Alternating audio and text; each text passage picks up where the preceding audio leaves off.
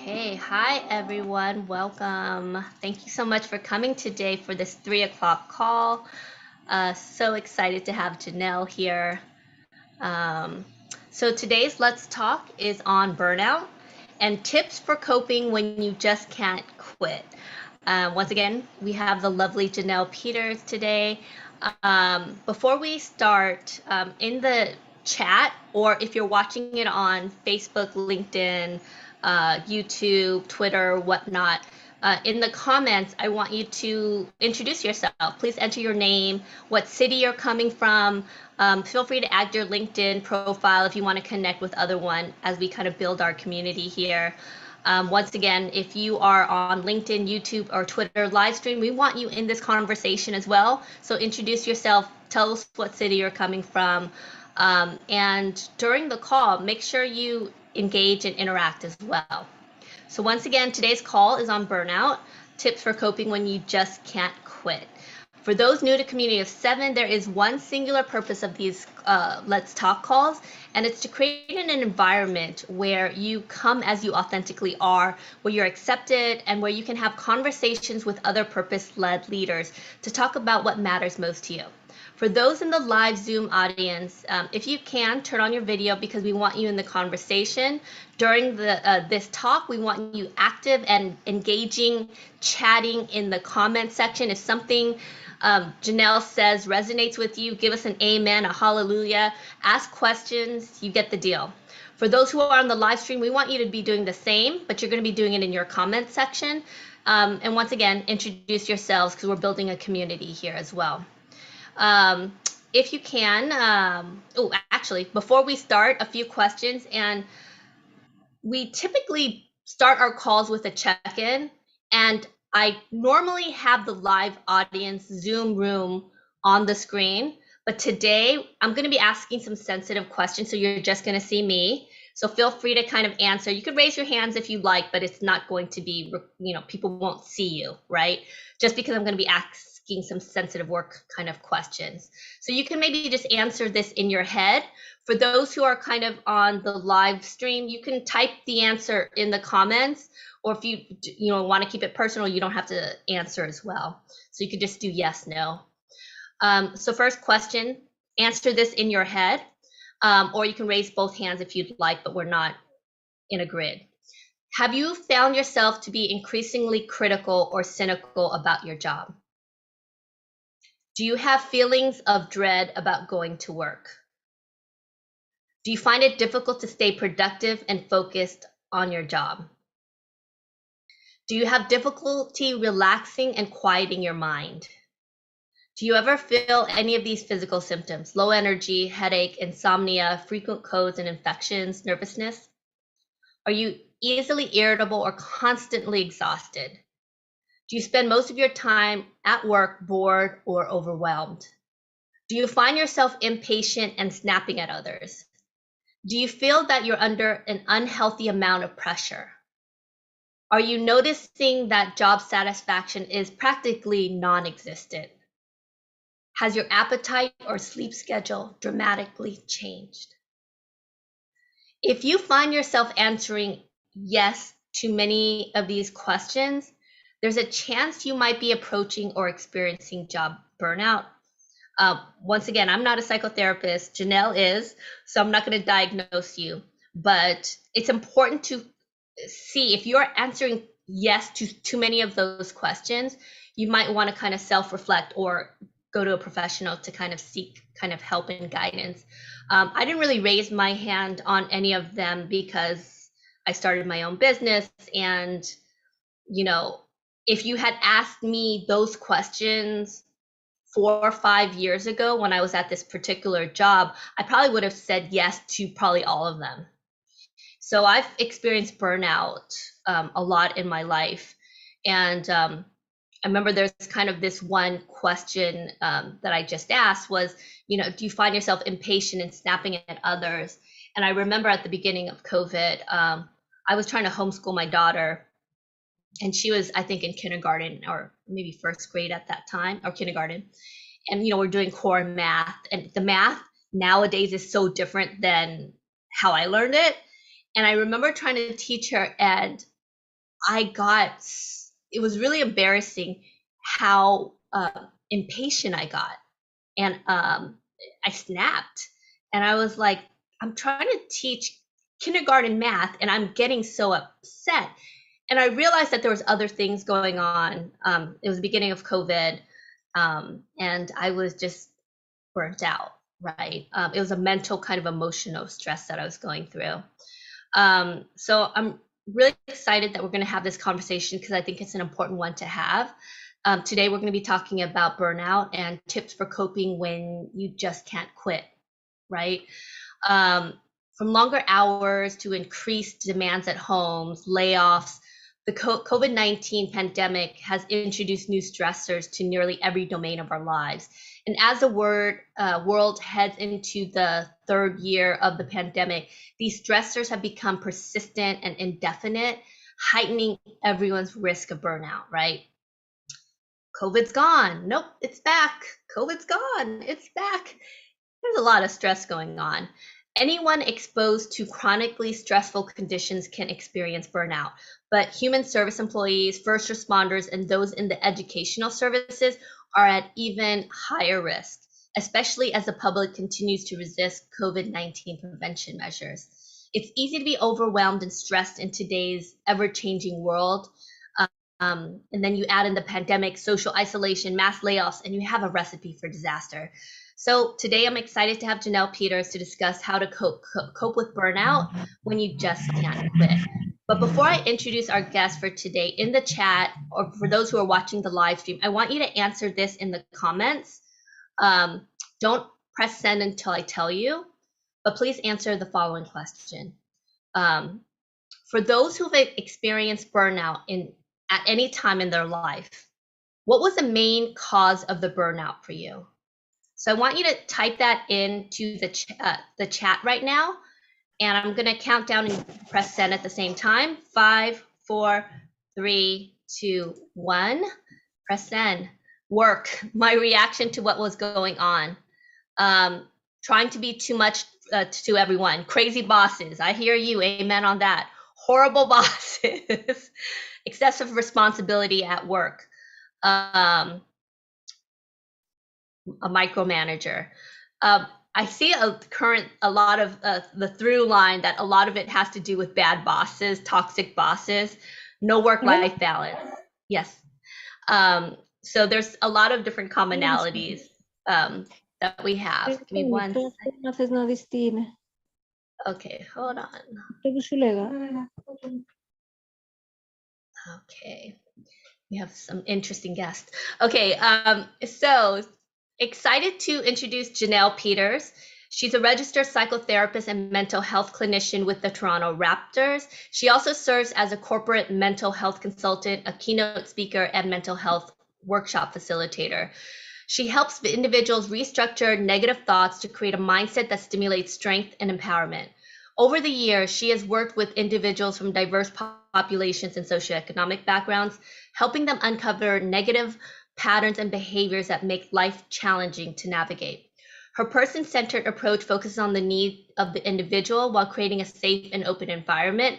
From being the current mental health clinician for the Toronto Raptors to working with various grassroots communities, she understands the uniqueness of each and ensures the process is reflective of their needs. She believes that effective communication can result in better business results for teams and organizations. So drum roll, please welcome Janelle Peters. Hi, Janelle. Hello, everyone. Hi. Hello. I'm going to pin you right now. So thank you so much for coming, Janelle. First, can you tell us what burnout is? I'm sure most of us on this call have felt it, but defining it can be much more difficult. What is burnout exactly? Okay, I'm going to read the actual definition and then I'm going to tell you guys something because it usually shocks everybody.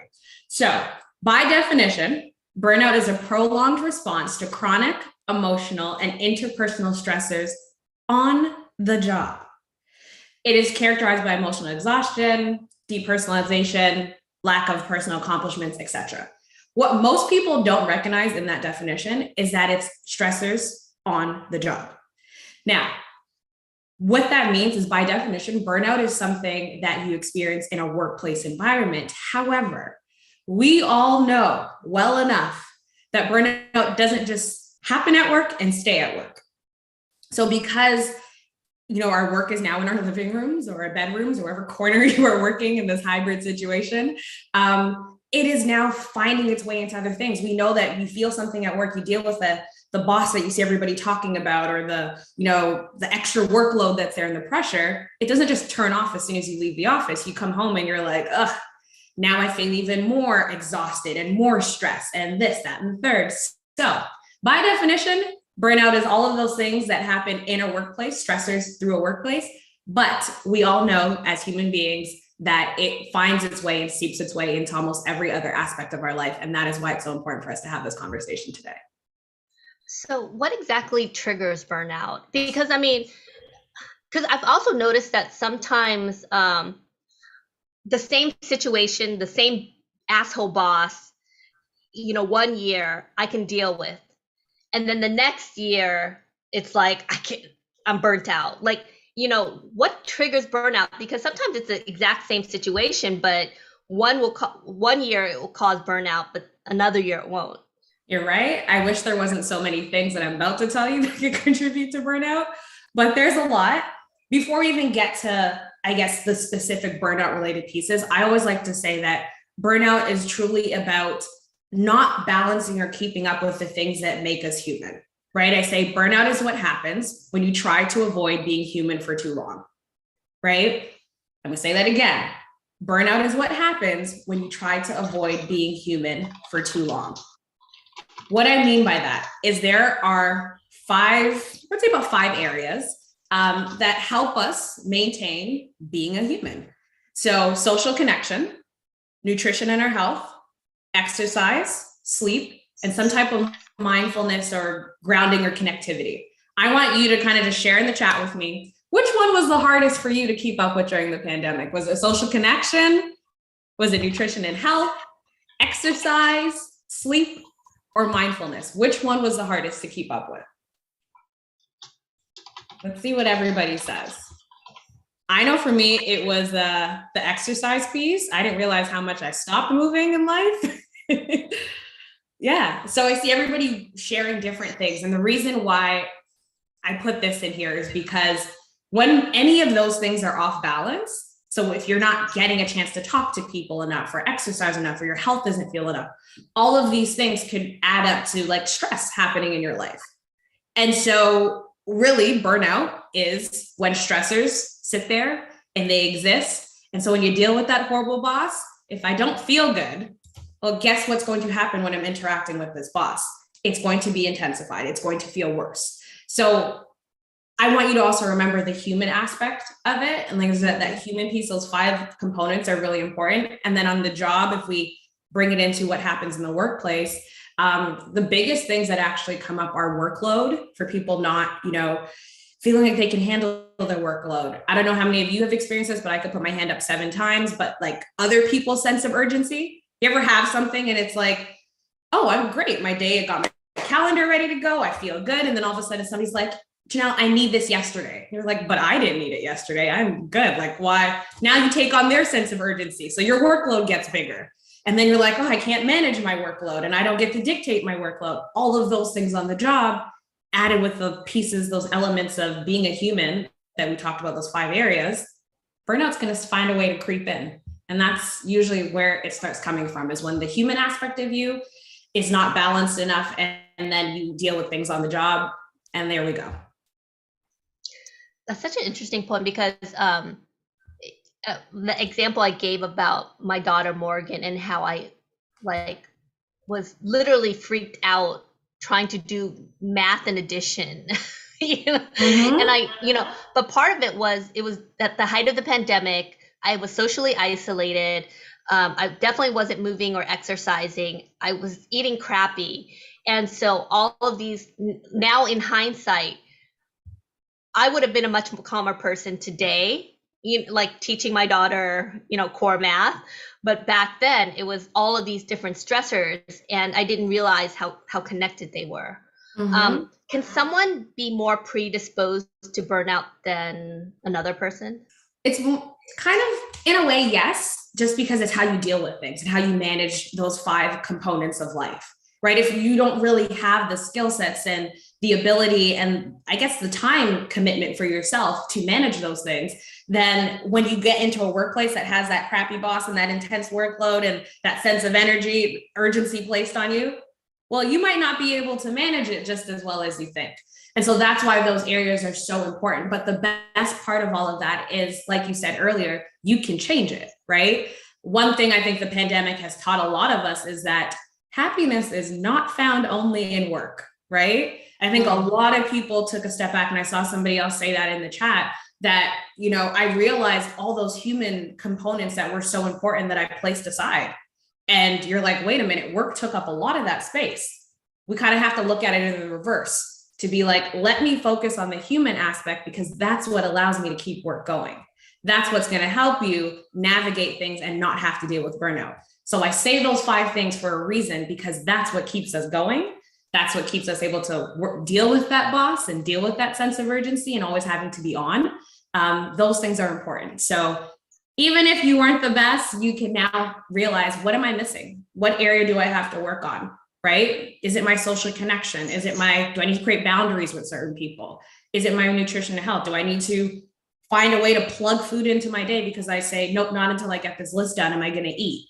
But then I'm doing work as a grump. I'm doing work hangry. Like, that's not helping, right? Yeah. So pay attention to those things, because even if you were somebody who didn't manage them the best before, you can still figure out which of those areas do I need to work on now, so that when I do have to deal with that person that I can't control, at least I can do it a little bit more calmly.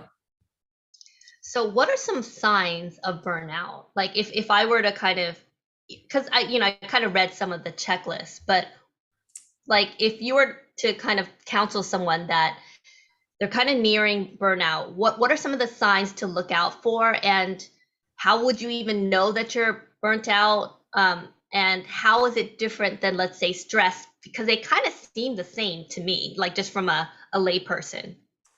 Here's one of the big ones. I'm going to give you 3 of them. The big one is low energy. And here's what I mean by low energy. I mean low energy that's like, I woke up out of bed and I had 8 hours and I still feel like crap. Like that type of low energy. Before the day even started, I feel like crap because I don't want to go into that environment. I don't want to go into that space because thinking about it already makes me feel exhausted. And then the second one would be mental distance or negative feelings. So every time I think about work, like you were saying before, I just feel like I want to find myself as far as I can go. I will sprint as far as I can. I will avoid things. Everything just feels negative when I talk about it. That's when that comes up. And then the last one is when you start to notice that you have reduced efficiency. Like I just kind of pump out the bare minimum. I'll do what I have to do to kind of check off the box and keep my job and get that paycheck. But I know I can do better. But because I feel that low energy, because everything feels very negative, there's no way I'm going to produce to the best of my ability because it's just not there. So those are the 3 things I tell people to look out for as signs of burnout kind of creeping its way in. That's what happens when those stressors. So when you don't have something eliminating those stressors, that's what happens. Burnout really is when our stressors get to its peak, they don't have something to eliminate it. And it kind of goes to that. Again, the 3 things I see somebody saying in the chat: low energy, mental distance or negative feelings, and reduced efficiency. So let's say you check off all 3. What do you do about it, and why is it important to deal with burnout? Like, why can't I just like kind of, the old me would have just like, well, I'm just going to kind of ride through and hopefully this will pass. Like, why is it important to deal with burnout? Ooh, great question. I would say it's super important to deal with it because when you don't deal with burnout, you go through, what people don't know actually is that there's like 5 stages of burnout. I'm going to pull them up just so I get them very, very much right. There's 5 stages, and a lot of people don't recognize that there's 5 stages of burnout. So the first one, many of you could probably relate to this, is subtle dissatisfaction. That's the first stage. And what I mean by that is, have you ever kind of told yourself, like, you know what, this is life. It's okay. Everybody has hard days, and this is a busy season, and that's normal. So you kind of just brush it off. It's like subtle. It's just, that's what it is. Then it goes to the second stage, which is subconscious disregard. And you start going, you know what? I'm just tired. That's all it is. It's not any of the other things that Janelle mentioned. It's not the social connection, the nutrition, and the stuff. I just need to sleep. But like I said, you sleep and you wake up and you still feel like crap, right? So you're like, okay. Then the next stage comes around, and that's conscious numbing. I'm a recovering burnout person, okay? I was this person. I would like consciously numb things. And what I would do by that would be like, I'm just going to have a glass of wine. I'm just going to go eat something. I'll feel better. And let me just sit and binge Netflix and things will be okay. Even though your body is telling you we're not okay. And then your body goes, oh, Janelle, you don't want to listen to me. I'm giving you a headache. I'm showing up in your stomach. I'm doing all these things. And you keep ignoring all the signs that it's giving you. And then it goes to anxious exhaustion. And this is where it starts speaking to you louder and louder, where the headache becomes a migraine. That little bellyache becomes like this constant indigestion, like gross feeling. And then it goes to the stage what a lot of people think burnout is, which is the full blown, my body shuts down. You get really sick, for a lot of people that get really sick, their body shuts down and they can't really go forward and do anything. I'll tell you guys a story about how it shows up for me. I guess during the pandemic, I was like, well, everybody needs help. I have to be on. I have to be able to support everyone. And for a lot of you probably in here, I think a lot of high performing individuals, not people in corporate spaces, they can keep working, right? And you're like, my body can tolerate a high level of stress. And so you keep going with that high level of stress, and it doesn't feel like anything's happening, and you're ignoring those signs, the anxious, the conscious numbing, the subconscious disregard, all that stuff. And what I did was, I'm fine. I don't need a break. I could take on this many people a day. I could do this many workshops. I can go and promote this and do everything. And I did it. And because I was getting it done, I felt like I was okay. It wasn't until Christmas, right before Christmas, I said, okay, time's up. I'm going to take my Christmas break along with everybody else and recharge. When I say my body knocked the shit out of me, like it was done. I was so sick. I couldn't keep up with anything. I feel like it was probably worse than COVID. It wasn't COVID. It was just really intense. I couldn't do anything. I couldn't move. And really, when I thought about it, I look back through all those stages. And this is what I want you to think about. Did my body go through those stages and kind of tell me, like, you're subconsciously disregarding what I'm trying to tell you? I'm trying to do this and you were numbing it with something and you kept going. And then it went to the point where, like, you know what, we're going to shut you down because you're not paying attention. And I think a lot of people, and I say this because a lot of people can resonate with going through those stages and ignoring all those stages, because your body can keep up, but pay attention to what your body is telling you, because that's how your body is saying, like, hey, over here, we need something. One of those areas are missing. So don't be like me and wait for your body to shut down on you and tell you it's a wrap. Get some rest, because nobody likes when your body does it for you. You can't enjoy it. Holidays, not fun. So my long-winded answer. Yeah, it's funny because you know this about me. My mother has dementia, and as I've dug into it more, one of the Morgan says hi to you, Janelle.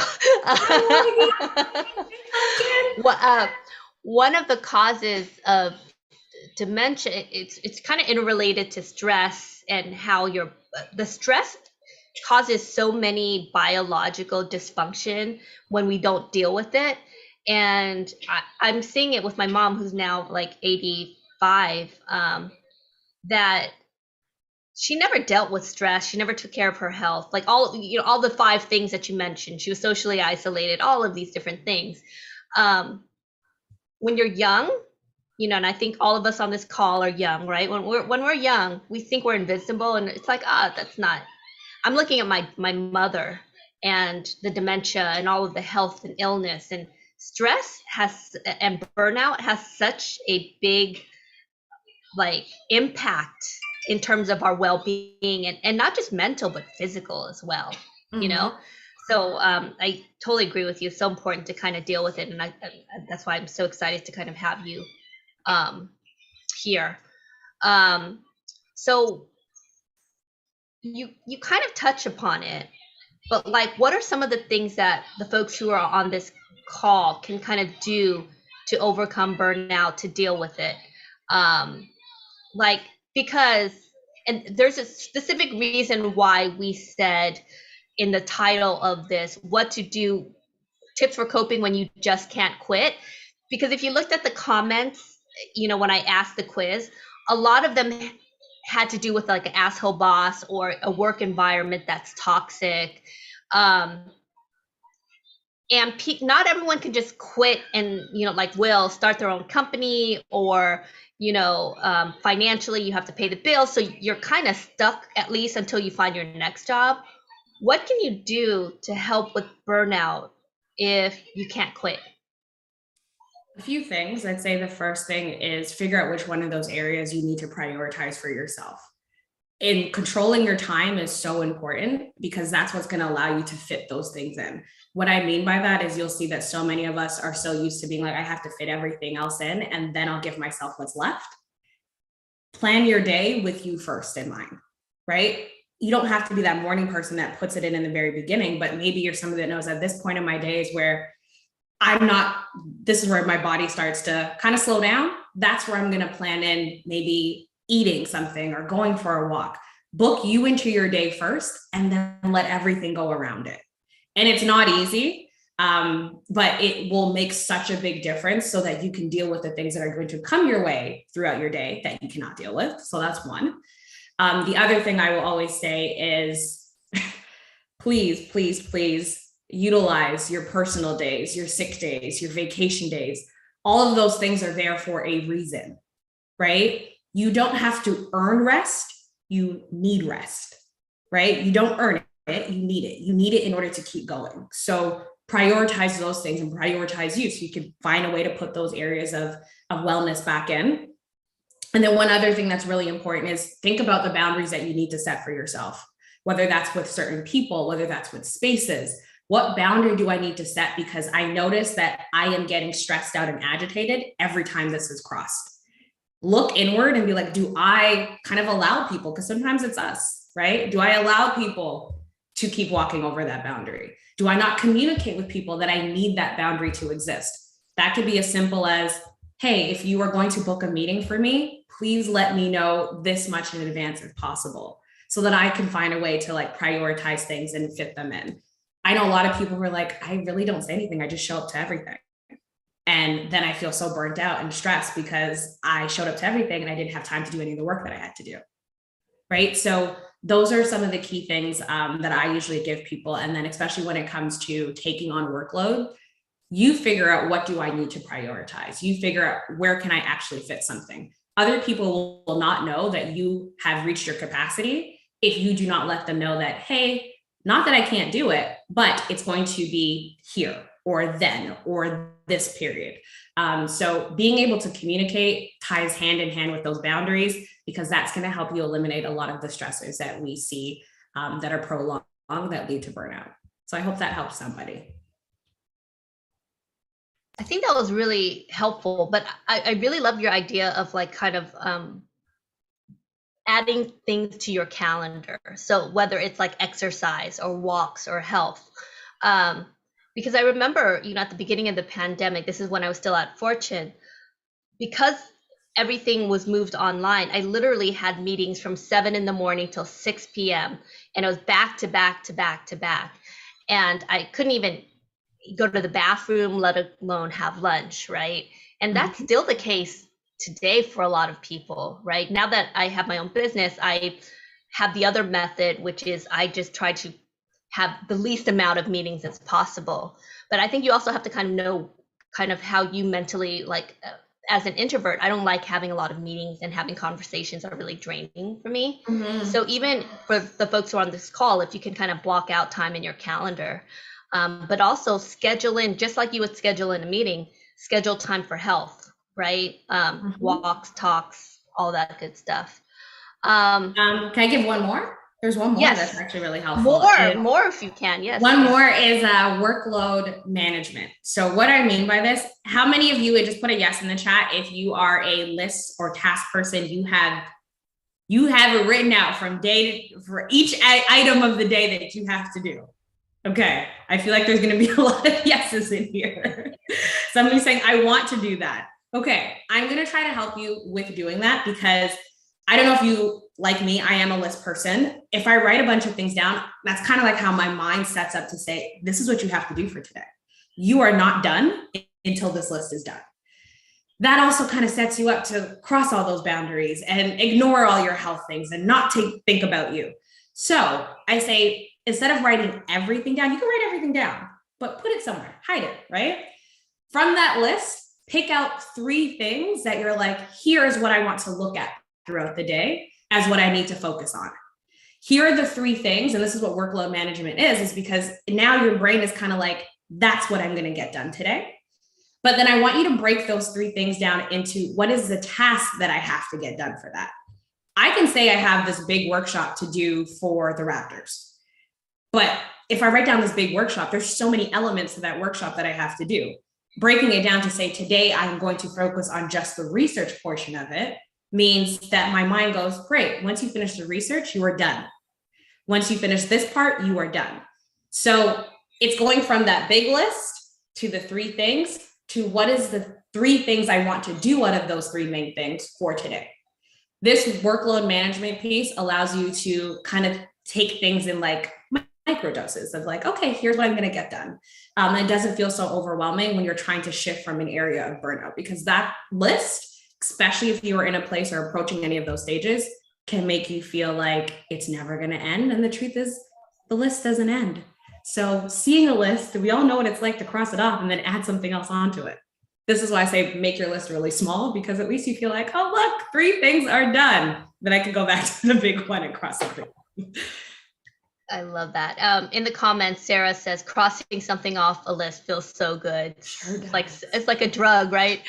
Right? I'm going to be asking. I'm going to ask one more question to Janelle, and then I'm going to open it up for questions from our live Zoom audience. So if you have any questions, start thinking and let me know in the comments. I'm going to read some of the comments as well. Deanne Vendyke says the Eisenhower matrix can help. Ruthless prioritization with time management. So kind of like prioritizing urgent, important, etc. Jason Springer says boundaries are huge. Good stuff. And David, if you're feeling depressed, your body is asking for deep rest. Totally agree with that. So last question before I open it up to the audience. What does, you're a psychotherapist for the Toronto Raptors, which is probably high stakes, probably one of the most stressful professions anyone could have, because you basically play, these players are playing in front of millions of people. What does therapy for burnout look like?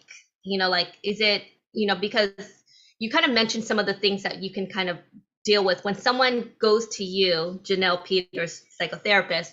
What does therapy look like?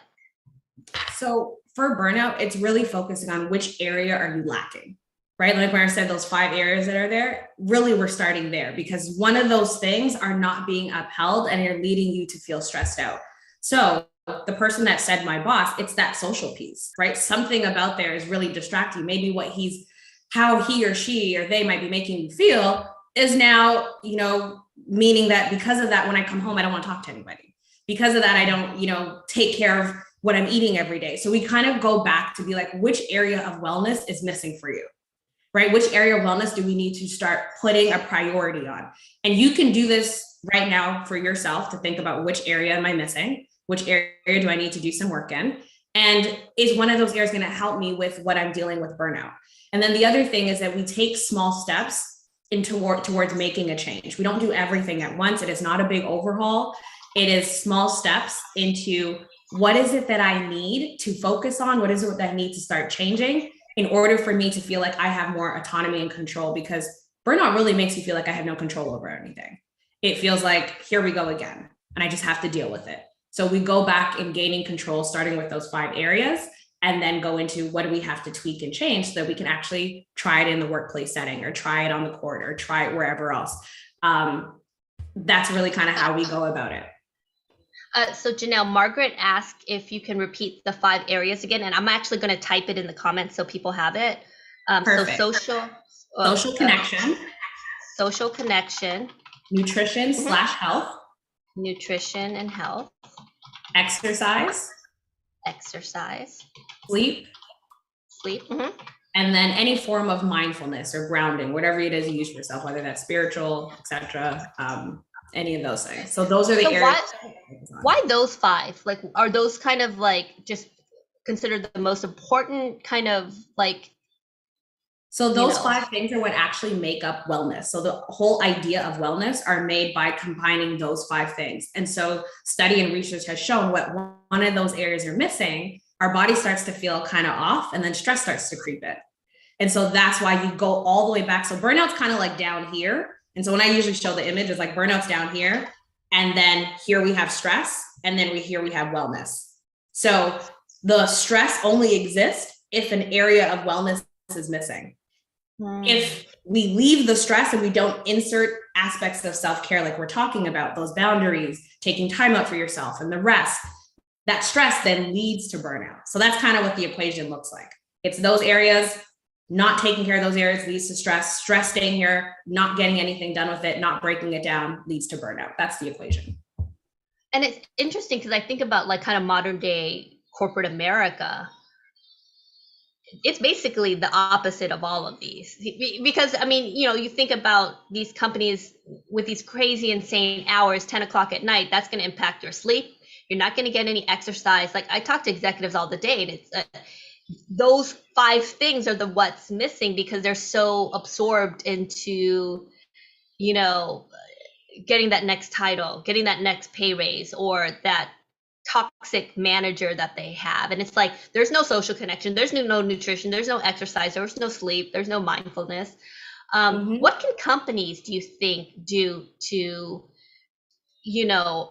help with these 5 elements? Because I know most businesses aren't in the business of well-being for their employees, but if their employees aren't healthy, they're going to quit, they're going to burn out. So like, have you seen some companies successfully kind of deal with these kind of 5 elements of wellness to prevent burnout?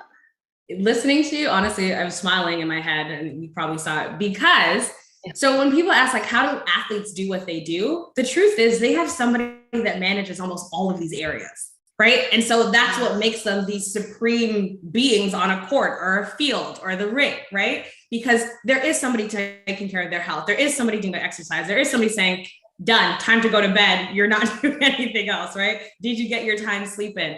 Do you have time for like blocking off? Our schedules are time is blocked off for mindfulness. Like it's almost like they're mini kids. Right. It is almost like daycare. You nailed it. That's why kids are living their best life too, because they get all of that scheduled out. So like, Morgan, you have to go to bed. So we kind of need to go back to either being in daycare where we're like, let's prioritize these things, or treating ourselves like athletes. And that's what organizations need to do, is make time for people to do these things. And so when I do talk to different organizations and corporate spaces, it's, are you making time for your employees to even insert this? That's what you have to figure out. Are you leaving time and space for? So a lot of companies have now started paying attention to the fact that like, okay, maybe we need to, so one of the things is like that hybrid piece. A lot of people notice that when people were working from home, you got a chance to kind of insert a lot more of these things. That's why a lot of people I know were like, I don't know if I want to come back into the workspace, because I got a chance to insert the nutrition after I figured it out, or insert the fact that I need to get up and walk. And I enjoyed that because maybe I didn't do enough of that when I'm sitting at work. And so I think corporations need to look at these areas of wellness and figure out, how do we make time for our employees to do some of these things? And it can be as simple as, hey, there are no meetings after this time because we want to make sure that you prioritize time with your family for these areas of wellness, time for yourself so that you could get to bed on time. Looking at workloads, one of the other things I always share with organizations is it very clear what the agenda is for everybody? Does everybody understand what they are supposed to be doing? Because if you have a group of employees that are confused, I guarantee one of those areas are lacking because they're like, I can't focus on that because I don't know what to do over here. That is such a powerful analogy of like professional sports teams, because these companies are spending all their whatever it is, whether it's the Raptors or the Lakers, they're spending a lot of money to make sure that their players are at the top of their game. So the nutrition, the exercise, the sleep, mindfulness. And companies should really be doing the same for their employees, because if their employees aren't sharp, aren't well rested, aren't taking care of their health, it's going to impact the company, because you can't bring your best self if you're not taking care of your health, right? Hmm. Some quote. So I'm going to be opening it up to questions soon. Going to read some comments. David Hansen, ultimately, companies would do well to support work-life balance. AG, I banned the mobile phone and devices from the bedroom. That's actually a genius, smart idea. As I caught myself checking emails nonstop, I started to read books again. I remember at the beginning of the pandemic, I would wake up in the middle of the night, go on my phone, and then start reading about all the death and destruction in New York. And I was like, I can't. And I was wondering why I was depressed. RT, companies feel like they own you 100% of your time. Mhm. But like this is such a, like, I feel all of these different comments here because, you know, Yvonne, if you experience multiple burnout episodes, is a problem. Oh, actually, um, Yvonne, do you want to unmute and ask your question, or do you want me to ask it for you? Yvonne? Hi, Lan. Sure, I can unmute and ask. So, if you've experienced multiple burnout periods, I've had three. I'm currently recovering from my third one. Um, what I'm trying to understand is am I the problem? Am I not focusing on those five wellness areas, or I maybe a related? I'm still part of the problem in that I'm inclined to choose jobs slash careers that don't really allow you to manage those five wellness areas optimally. That's a great question. I would say you kind of have to think about both, right? Am I focusing on those areas? What piece do I need to kind of take more? Do I need to concentrate more in? But then, like you said, does my job prevent me from concentrating in one of those areas? Right? Because there's sometimes it's like, well, because of my job, I can't focus on this because things are so overwhelming, because there's so much to do. First, assess, have I spoken up? Have I kind of created that boundary for myself? And it's not always in words, because I know not everybody can say, hey, I need this. Hey, this is what's happening. Sometimes it's through actions. Like Lan was saying, blocking off certain things in your calendar, like, nope, that period is, I'm not available at that time, right? I'm putting that action in there, I'm not saying it, but at least everybody's going to start to understand it. You have to ask yourself, am I upholding the boundaries in those areas for myself? That's one. And then two, you look at your workspace. Is it allowing me the time to do so? Right? Is it allowing me a chance to take on those things? I'm so sorry to hear that you've had to go through that so many times, but I really do hope, hearing about the areas of wellness that you can pay attention to and be like, how can I put those into my workday? How can I make sure I set the boundaries so my work doesn't control me missing out on those areas that are important for me? And hopefully that can help navigate not having to go through that stage all over again. Yeah, I totally relate to her as well, because sometimes you deal with the five levels of wellness, right? But then if you have a toxic boss that makes your life miserable, no matter how much sleep you get, it's that constant nagging stress that you can't really. And so this is why it's tricky, because for me, when I had a similar situation, I had to just quit a job without anything lined up, because I was like, I can't, this is not good for my mental health. But not everyone can just quit like that. And so I have an anonymous question, and I'll just kind of read it out. Um, I have burnout for the industry that I've engaged in for 20 plus years. I'm planning to switch industries, but thinking about the financial stress it might cause, and the thought of starting all over again, you know, is making me feel stressed. Is changing career path one of the solutions for burnout? And does Janelle have clients who use this solution? So basically, changing, to deal with burnout. Definitely have people who have changed careers, but more so after we've evaluated, look at those areas, look at the boundaries that you need to set for yourself. Because the truth is, if you are not implementing that for you, if you're not setting that boundary and prioritizing what you need, other people are not going to know. So no matter what space you go into, eventually we can lead into the same thing.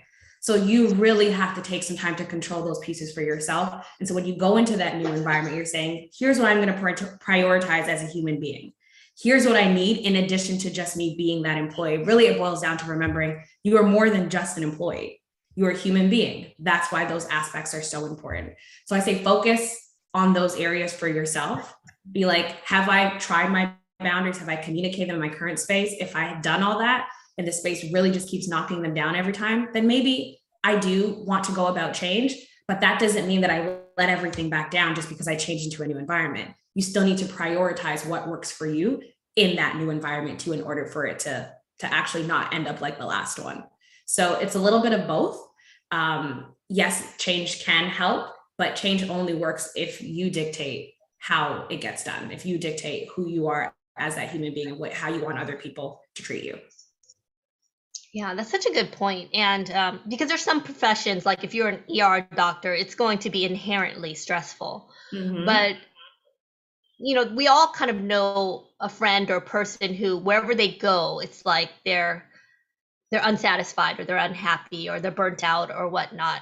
And so for those situations, you kind of have to look, well, is it me or is it the situation or the job I'm having? Because if you go to another profession or another field, but you're still bringing your own.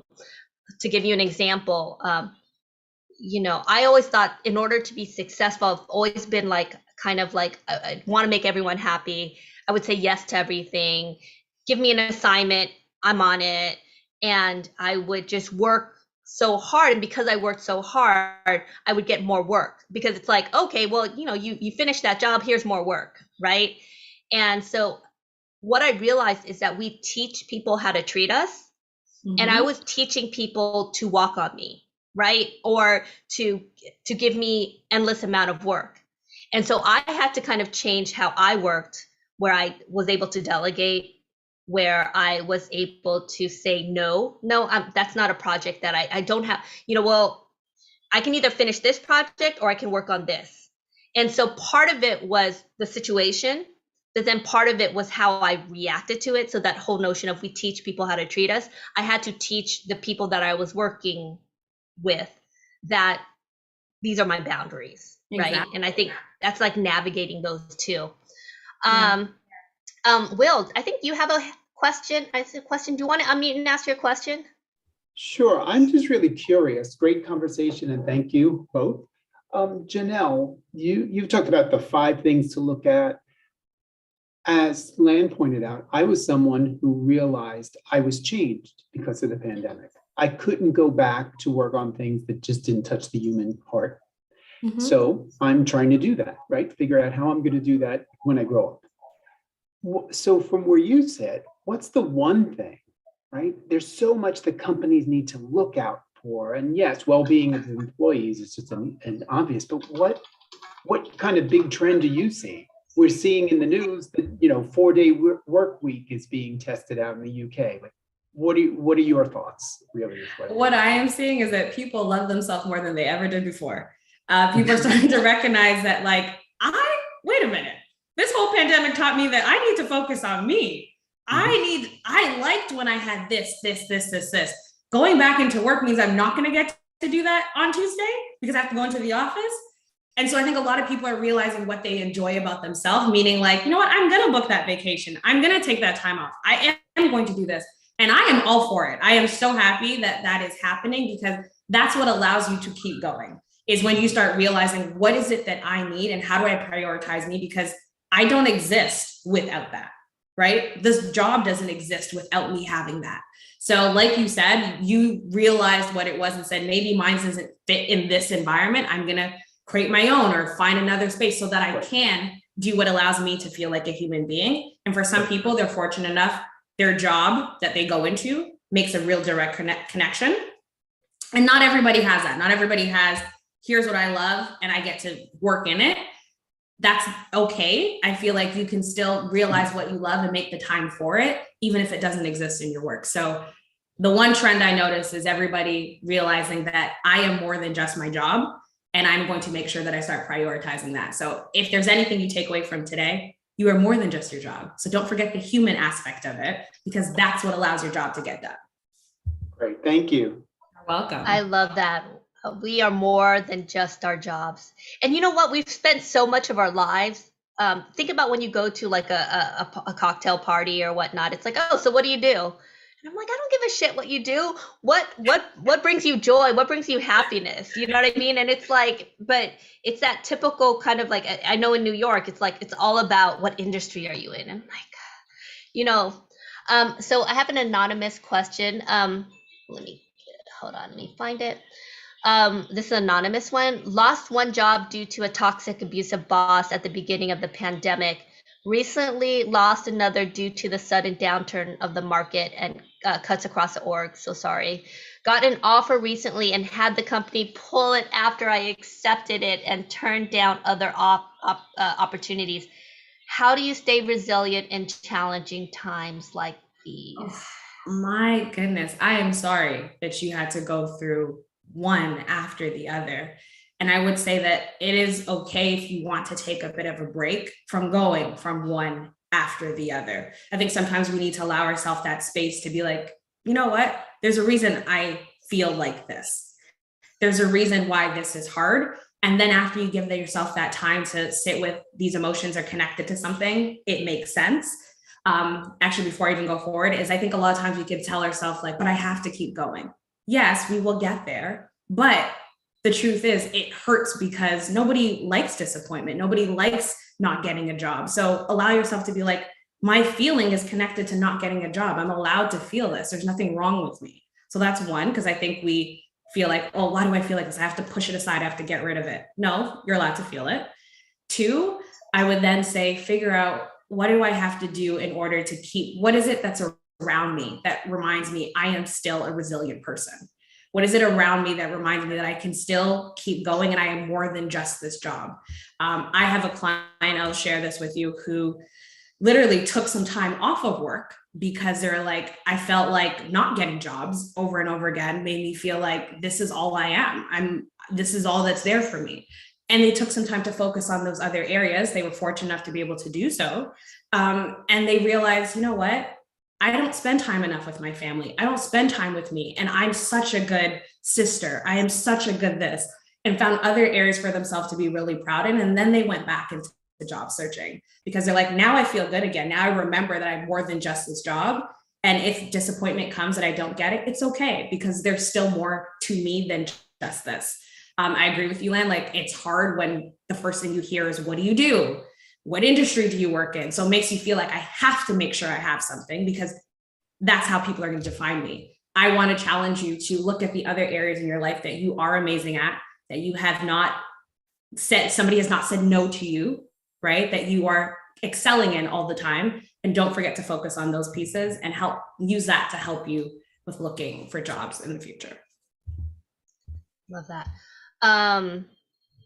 And then Sarah says, to add to that, the business or company will always take care of itself. That you need to choose yourself. And this was a big lesson that she had to learn after a pandemic layoff, even though 2020 was their best revenue years. Mm-hmm.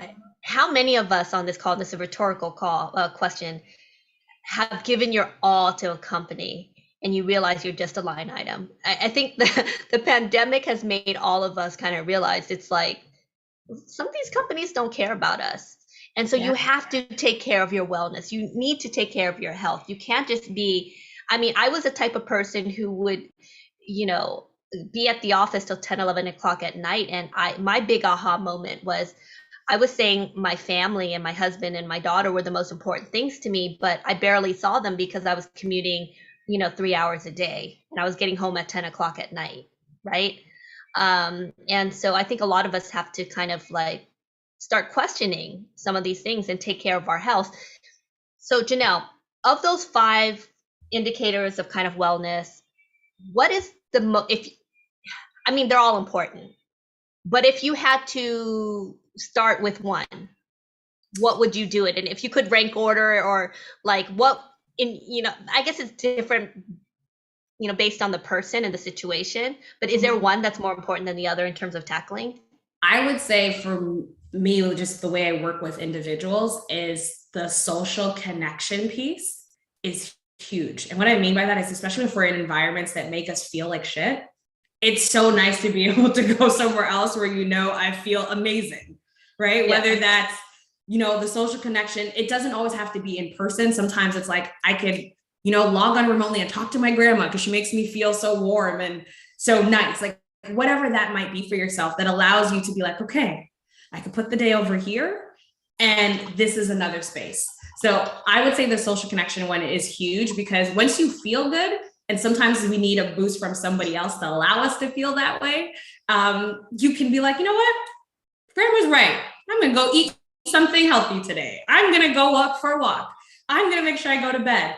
Whoever that person is for you, that to me is huge, to make sure that you have someone or a space that makes you feel connected outside of the workspace that makes you feel like, when is this going to end?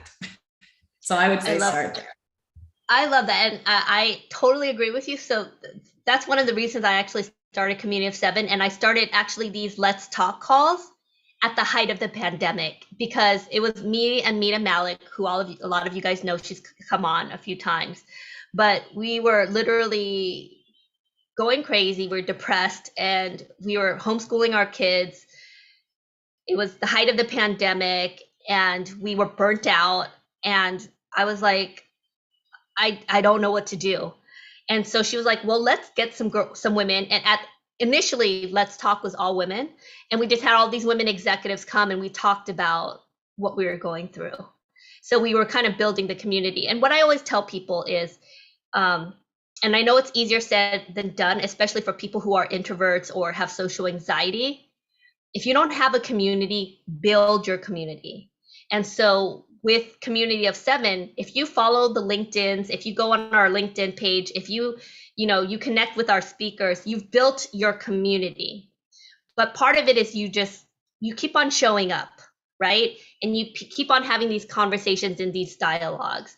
And that's kind of how change happens. So I guess we're kind of wrapping up.